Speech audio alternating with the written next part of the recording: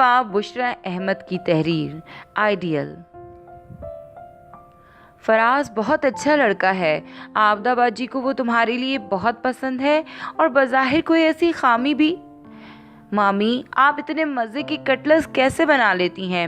میں نے پچھلی بار بھی گھر جا کر آپ کی ریسیپی ٹرائی کی تھی، لیکن ایسے کٹلس نہیں بنے۔ واہ، مزہ آ گیا۔ شمائل نے تیسرا کٹلس اٹھا کر پلیٹ میں ڈالا اور بے ساختہ تعریف بھی کی۔ تم بات ٹال رہی ہو، میں نے اسے مصنوعی خفگی سے گھورا۔ اوفو مامی، میں اسی لیے تو آپ لوگوں کے یہاں رہنے نہیں آئی کہ ممی کی طرح آپ بھی ایک ہی موضوع لے کر میرا پیچھا پکڑ لیں۔ کوئی اور اچھی سی بات کریں نا، بلکہ آئیں دونوں مامی بھانجی بیٹھ کر کوئی اچھی سی مووی دیکھتے ہیں۔ شمائل کے انداز پر مجھے ہنسی آ گئی۔ اچھی سی مووی میں یہ بھی کچھ تو ہوتا ہی ہے نا کہ ایک ہیرو، ایک ہیروئن اور فلم کے اختتام پر ان کی شادی۔ خیر، آج کل کی ایسی موویز نہیں بن رہی ہیں مامی جان، یہ آپ 1960 کے زمانے کی بات کر رہی ہیں۔ لیکن اگر آپ کی بات کو درست تسلیم کر بھی لیا جائے تو بندہ کچھ تو ہیرو لگے، پھر شادی کے متعلق سوچا جا بھی سکتا ہے۔ فراز کو دیکھا ہے آپ نے؟ کس قدر عام سا بندہ ہے، کیا میرے ساتھ سوٹ کرے گا وہ؟ شمائل پوچھ رہی تھی اور میں ٹھنڈی سانس لے کر رہ گئی۔ آئیڈیلزم صرف آج کے دور کی بچیوں کا نہیں، بلکہ شاید ہر دور کی لڑکیوں کا مسئلہ ہوتا ہے، اور ایسے گھرانے جہاں شادی بیاہ کا فیصلہ کرتے وقت بچیوں کی رائے کو اہمیت دی جاتی ہے، اس آئیڈیلزم کی وجہ سے والدین کو بہت پریشانی کا سامنا کرنا پڑتا ہے۔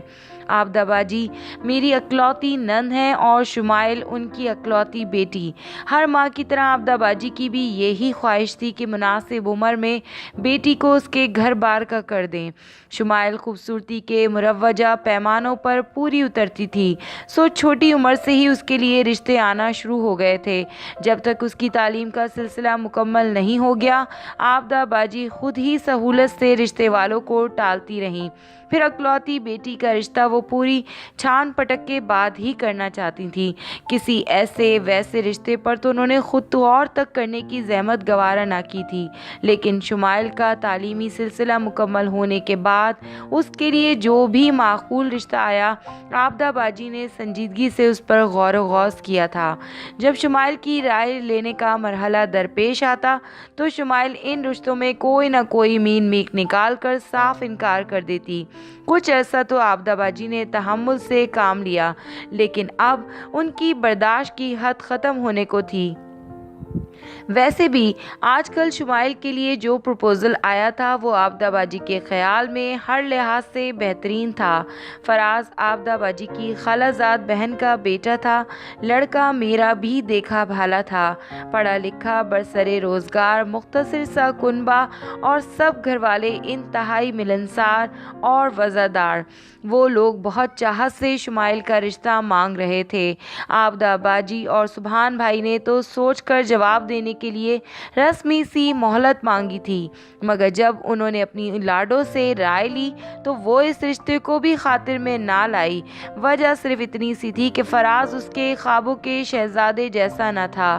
سچ یہ تھا کہ فراز بہت خوبصورت نہ تھا، لیکن بدصورت بھی نہ تھا۔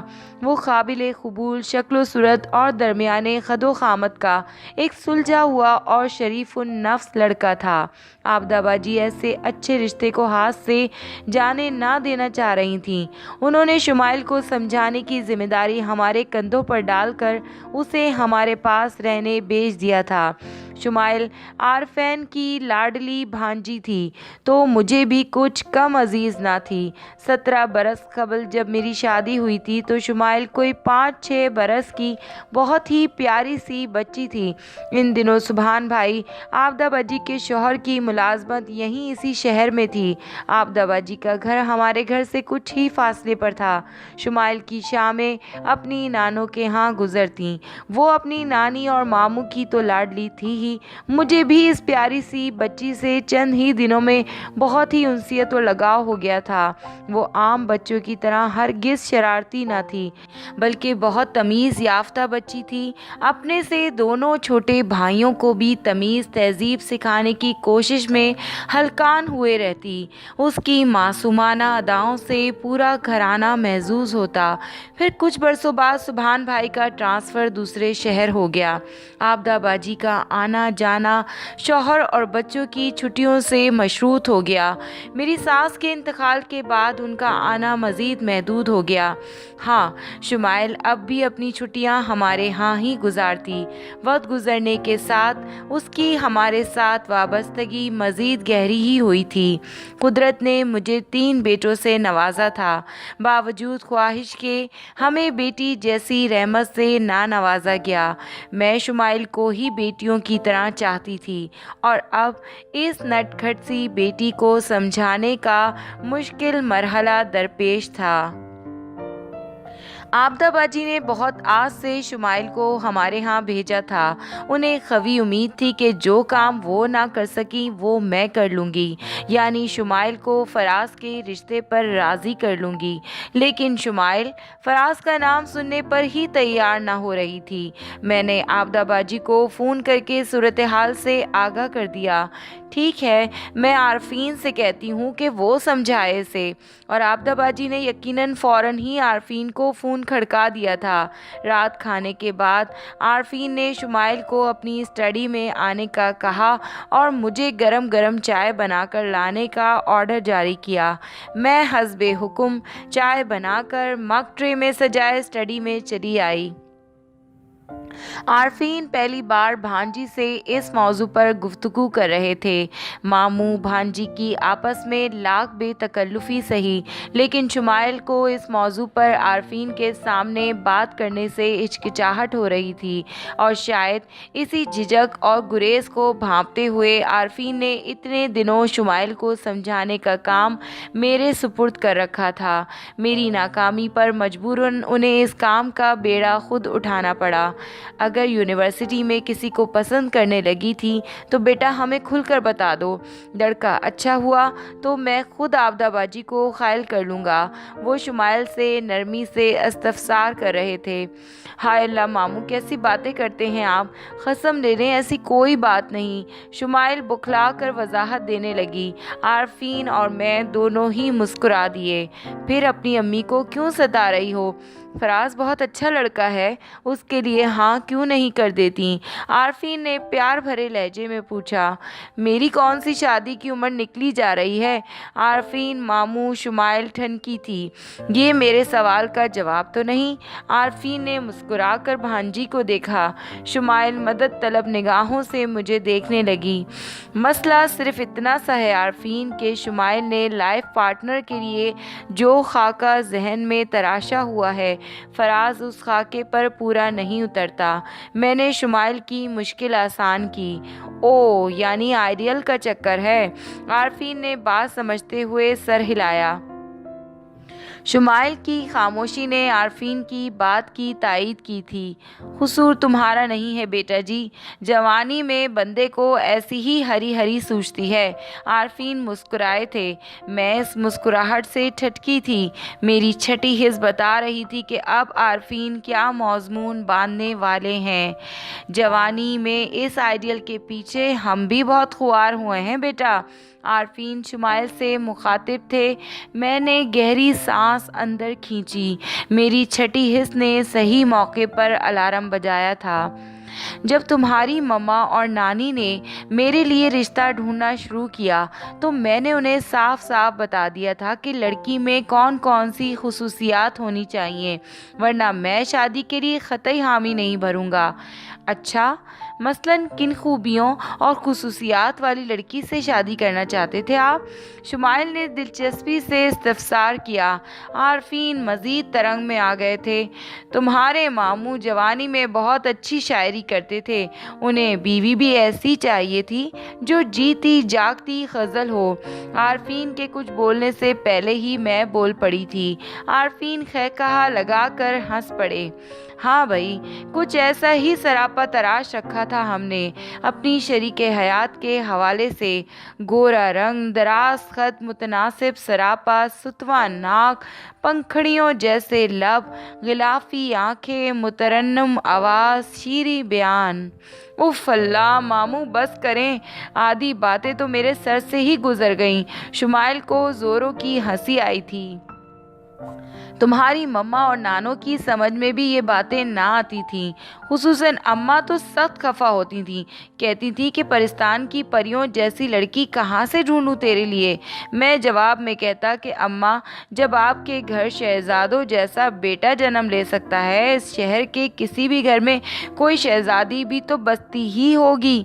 आरफीन दिलकश मुस्कुराहट चेहरे पर सजाए माजी की यादों में खोए हुए थे और मैं अपने बेपनाह वजी और खूबरू शौहर को खामोशी से तकते हुए ये सोच रही थी कि वक्त ने आरफीन का कुछ भी तो नहीं बिगाड़ा था।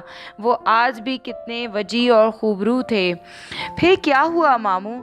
शुमाइल दिलचस्पी से इस्तफसार कर रही थी। होना क्या था, अम्मा अपने रिश्ते के भतीजे की शादी में शिरकत के लिए खानेवाल गईं और वहाँ अम्मा को तुम्हारी मामी नज़र आ गईं, धीमे मिजाज की सलीकामंद सुलझी हुई लड़की। बस अम्मा ने आओ देखा ना ताओ मेरी मर्जी जाने बगैर वहाँ मेरी बात पक्की कर दी। ना सिर्फ बात पक्की कर दी बल्कि 2 महीने बाद की शादी की तारीख भी मुकर्रर कर दी। मैंने बहुत शोर मचाया लेकिन बेसूद। 2 महीने बाद मैं दुल्हा बना अपनी बारात के हमरा खानेवाल पहुंचा हुआ था और दिल में मोहम सी उम्मीद थी कि तुम्हारी मामी मेरे तखय्युलाती खाके पर पूरी उतरती होंगी। मगर शादी के बाद उम्मीद तो टूटी सो टूटी, दिल भी बहुत ही बुरी तरह टूटा। एक अरसे तक तो मेरे तेवर बहुत ही बिगड़े और उखड़े रहे। आइडियल ना मिल सकने का गम झंझलाहट और इस्तराब में बदल गया। लेकिन जब वक्त गुजरा तो अपनी हिमाकत का एहसास हुआ था। तुम्हारी मामी बहुत ही खिदमतगुजार और वफाशवार बीवी साबित हुई। मुझ जैसे लाड प्यार में बिगड़े बच्चे को उन्होंने खूब काबू में कर लिया। आरफीन मुझे देखते हुए शरारती अंदाज में मुस्कुराए। मैं भी मुस्कुरा दी जबकि शुमाइल खिलखिलाकर हंस पड़ी थी। हंसने की नहीं हो रही है भांजी जान, मैं तुम्हें ये समझाने की कोशिश कर रहा हूँ कि आइडियल वाइडियल के चक्कर से बाहर निकलो, मेरी मिसाल सामने रखो। आइडियल ना मिल सका मगर जिंदगी आइडियल बन गई। घर में हमेशा अमन व आश्ती का दौर दौरा रहा। तुम्हारी मामी ने अपने से वाबस्ता तमाम रिश्तों को बखूबी निभाया।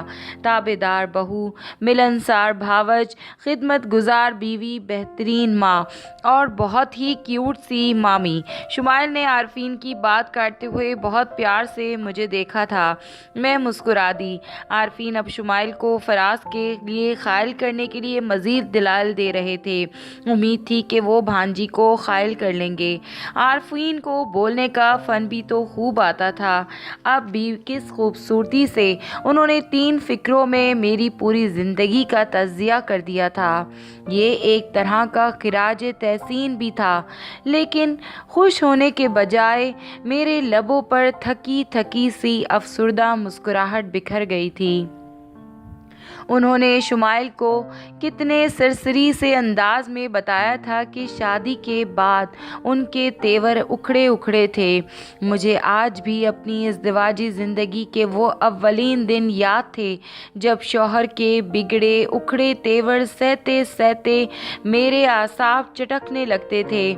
मैं बहुत आरजुओं और अरमानों के साथ आरफीन की ज़िंदगी में शामिल हुई थी। जिन दिनों मेरे लिए आरफीन का रिश्ता आया था, नादिर के वालिदैन ने भी मेरे लिए दस्ते सवाल बुलंद किया था। नादिर मेरा चचाजाद भाई था। दरमियाने ख़त और मामूली नैन नक्श वाला नादिर किसी तौर पर भी मेरा आइडियल ना था। अम्मी अब्बू का वोट नादिर की तरफ ही था। वो अपना था और देखा भाला भी। लेकिन जब मुझसे राय मांगी गई तो मैंने आरफीन के हक़ में फ़ैसला दिया। मेरी सास ने आरफीन की जो तस्वीर تصویر میرے والدین کو دکھائی تھی وہ تصویر اب بھی میری ڈائری میں محفوظ تھی۔ میں روز رات کو سونے سے پہلے اس اپالو کے نئے نقش حفظ کیا کرتی تھی اور اپنی خوش قسمتی پر رشک کرتی۔ خاندان کی کسی لڑکی کو ایسا شاندار بر نصیب نہ ہوا تھا۔ میں عارفین جیسے شخص کے ہی تو خواب دیکھتی تھی۔ بڑی باجی کبھی میری باتیں سنتی تو سمجھاتی کہ اس دنیا میں آئیڈیل ملنا بہت مشکل ہے اور میں تصوراتی خواب و خیال کی دنیا سے باہر آ جاؤں۔ یہ تو صرف میرے خواب ہیں باجی۔ ظاہر ہے امی ابا جہاں میرا رشتہ طے کریں گے آپ لوگوں کی طرح میں بھی چپ چاپ سر جھکا کر پیا دے سدھار جاؤں گی، میں باجی کو تسلی دیتی۔ لیکن جب عارفین کا رشتہ آیا تو میں نے امی ابا کی رائے کا احترام کرنے کے بجائے تابعداری سے انہیں اپنی خواہش سے آگاہ کر دیا۔ ابا بہت روشن خیال باپ تھے، انہوں نے میری مرضی کو مقدم رکھا اور عارفین کے ساتھ میری نسبت طے کر دی۔ میرا شمار اپنے خاندان کی خوبصورت لڑکیوں میں سے ہوتا تھا۔ دلہن بن کر مجھ پر روپ بھی خوب آیا۔ میری کزنز مجھے چھیڑ رہی تھیں کہ مجھے دیکھ کر عارفین کے ہوش اڑ جائیں گے۔ ہوش تو میرے اڑے جب میرا گھونگھٹ پلٹنے کے بعد عارفین نے ناقدانہ نگاہوں سے میرا جائزہ لیا اور سپاٹ سے انداز میں مجھے باور کرا دیا کہ میں ان کی امیدوں پر پوری نہیں اتری، اور یہ کہ میں ان کی اماں کی پسند ہوں تو مجھے کوشش کرنا ہوگی کہ میں کم از کم اماں کی امیدوں پر پورا اتروں۔ میری توقعات کا شیش محل دھڑام سے زمین بوس ہوا تھا۔ میں عارفین جیسی حسین و جمیل نہ سہی لیکن گئی گزری شکل و صورت کی مالک بھی نہ تھی۔ آج سے پہلے تو مجھے ہمیشہ سراہا ہی گیا تھا، لیکن یہ بھی سچ تھا کہ میں عارفین کے آئیڈیل والے تصور پر پوری نہ اترتی تھی۔ شادی کے بعد جب سسرالی عزیزوں کے ہاں دعوتیں شروع ہوئیں تو ہر جگہ عارفین سے یہی سوال کیا جاتا، ہاں بھائی اب تو خوش ہو، مل گئی آئیڈیل دلہن۔ یہ شرارت میں کیا جانے والا عام سا مذاق تھا۔ خاندان میں سبھی عارفین کی آئیڈیل والی ضد سے واقف تھے، سو اسی حوالے سے ان سے چھیڑ چھاڑ کرتے تھے۔ سوال کرنے والے کے وہم و گمان میں بھی نہ ہوتا تھا کہ عارفین اخوت برے انداز میں میری جانب انگلی اٹھا کر کہیں گے کہ آئمہ اور میری آئیڈل، کیسی باتیں کرتے ہیں آپ عائشہ چچی، میرے چہرے کا رنگ تو فک ہوتا سو ہوتا۔ بیچاری عائشہ چچی بھی گڑبڑا کر بات پلٹنے کی کوشش کرتیں۔ وہ تضحیک بھرے لمحے میں اپنی یادداشت سے کھرچ کر بھی نہیں مٹا سکتی۔ معمولی باتوں پر عارفین کا پارا ہائی ہو جاتا، وہ غصے سے پاگل ہو جاتے اور دیکھے بغیر لوگوں کا مجھے بے نقص سنا ڈالتے۔ میری ساس بہت ہی شفیق خاتون تھیں، وہ مسلسل مجھے تسلی دلاسے دیے جاتیں۔ آبدہ کے بعد میرے 3 بچے فوت ہوئے۔ بہت ہی منت و مرادوں کے بعد عارفین میری گود میں آیا تھا۔ ہمیشہ ہتھیلی کا چھالا بنائے رکھا، اسی لیے لاڈ پیار میں بگڑ گیا ہے۔ میری بچی، تیرا انتخاب اسی لیے کیا کہ تو مجھے بہت ہی دھیمے مزاج کی لڑکی لگی تھی۔ میرے بگڑے بیٹے کو تو ہی سدھار سکتی ہے۔ عارفین کی غیر موجودگی میں اماں مجھے سمجھاتی رہتی، میں چپ چاپ ان کی باتیں سنتی اور اس بات میں گردن ہلا دیتی۔ کمپرومائز کے سوا اب چارہ ہی کیا تھا؟ اچھے دنوں کی آس میں مجھے یہ وقت صبر و برداشت سے کاٹنا تھا۔ میں کہ جاتی تو نادر اور عارفہ کی ہنستی مسکراتی زندگی بے نام سی خلش میں مبتلا کر دیتی۔ عارفہ میری کزن تھی اور اب نادر کی بیوی۔ معمولی شکل و صورت والی عارفہ کو نادر نے رانی بنا کر رکھا ہوا تھا۔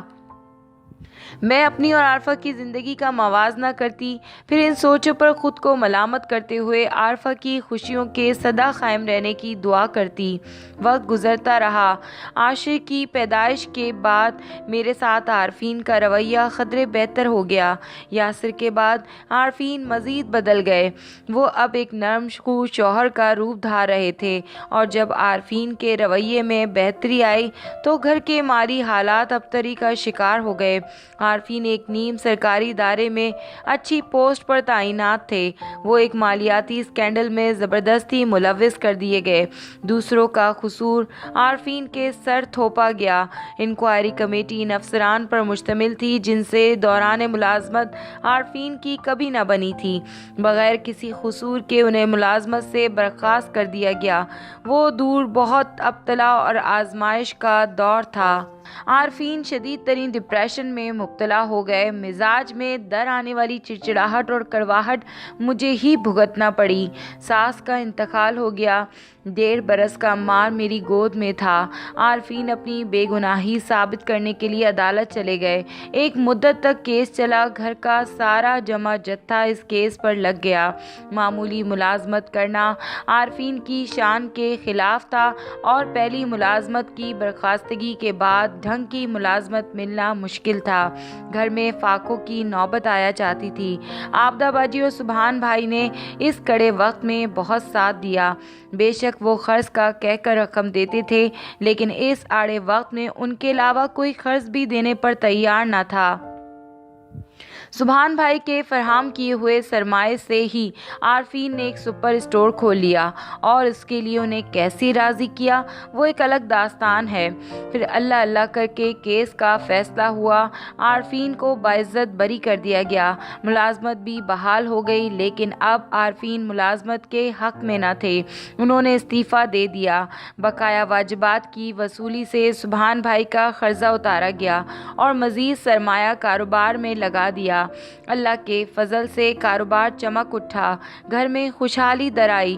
بچوں کو اچھے اسکولوں میں داخل کروا دیا لیکن ابھی میرے اچھے دن شروع نہ ہوئے تھے۔ عارفین کے قریبی دوست نے رازداری کا وعدہ لے کر بتایا کہ عارفین آج کل ایک عورت کے چکر میں ہے۔ وہ عورت ان کے سپر اسٹور کی باقاعدہ گاہک تھی۔ حیرت کی بات تھی کہ وہ بہت زیادہ خوبصورت بھی نہ تھی لیکن ادائیں دکھا کر مردوں کا جی لبھانے کا فن اسے خوب آتا تھا۔ عارفین بھی ان اداؤں کے اسیر ہو گئے تھے۔ میں عارفین کے مزاج سے آگاہ تھی کہ اگر اس بات کو بنیاد بنا کر ان سے لڑائی جھگڑا کرتی تو وہ طیش میں آ کر کوئی انتہائی قدم بھی اٹھا سکتے تھے۔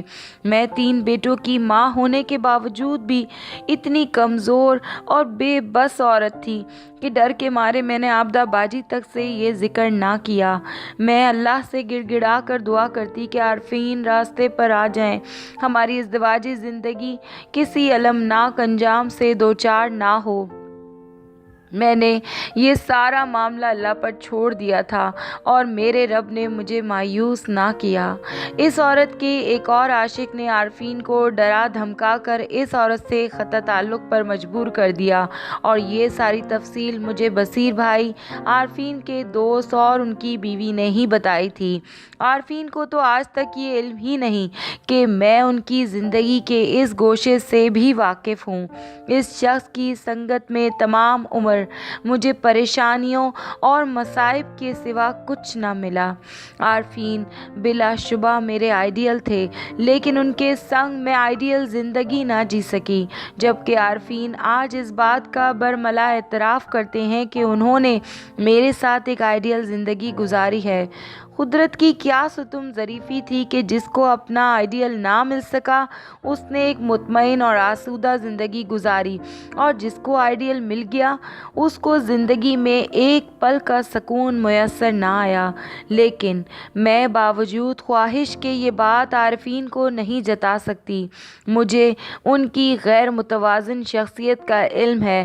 اگر ایک پل میں وہ میری خوبیوں کا اعتراف کرتے ہوئے مجھے سراہ سکتے ہیں تو میری کسی بات پر طیش میں آ کر مجھے بے بھاؤ کی سنا بھی سکتے ہیں۔ عمر کے اس دور میں جب میرے بچے جوانی کی سرحد پر قدم رکھنے ہی والے ہیں، میں عارفین کو ان کی زیادتیوں کا احساس دلا کر لڑائی جھگڑا مول لینے کی متحمل نہیں ہو سکتی۔ بچوں کی نظر میں میں ان کی ماں ایک آئیڈیل ماں ہوں اور مجھے دنیا جہان کے تمغوں سے بڑھ کر یہ تمغہ عزیز ہے۔